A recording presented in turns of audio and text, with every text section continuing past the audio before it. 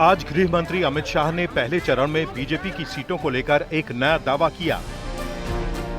उन्होंने कहा कि बीजेपी पहले चरण में कम से कम 110 सीटें जीतेगी और दूसरे चरण में प्रचंड बहुमत से अपनी सरकार बनाएगी। भारतीय जनता पार्टी बंगाल की टीम ने एक असेसमेंट करा है, जो पोलिंग हुई है इसका, और मैं स्पष्ट रूप से आपको बताना चाहता हूं, 152 सीटों में से 110 से ज्यादा सीटें भारतीय जनता पार्टी जीतने जा रही है।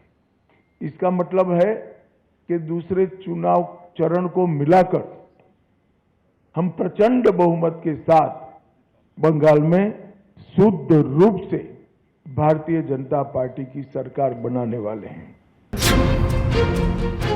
क्या गृह मंत्री अमित शाह जो दावा कर रहे हैं वो सच हो सकता है?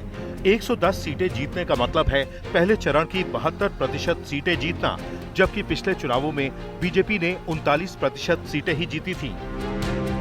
अब इन आंकड़ों से लगता है कि बीजेपी के लिए इतनी बड़ी छलांग लगाना आसान नहीं होगा, लेकिन अमित शाह का सीट कैलकुलेटर बताता है कि इस आंकड़े तक पहुंचा जा सकता है।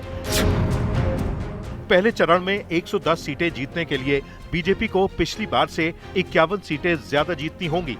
ये 51 सीटें वो हो सकती हैं जिन पर बीजेपी पिछली बार 25,000 या उससे कम वोटों से हारी थी।